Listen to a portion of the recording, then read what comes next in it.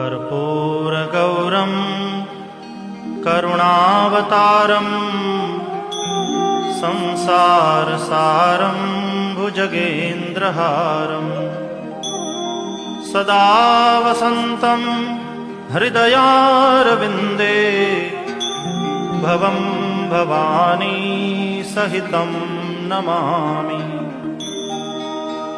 मङ्गलं भगवान् शम्भुः मङ्गलं वृषभध्वजः मङ्गलं पार्वतीनाथो मङ्गलायतनोहरः।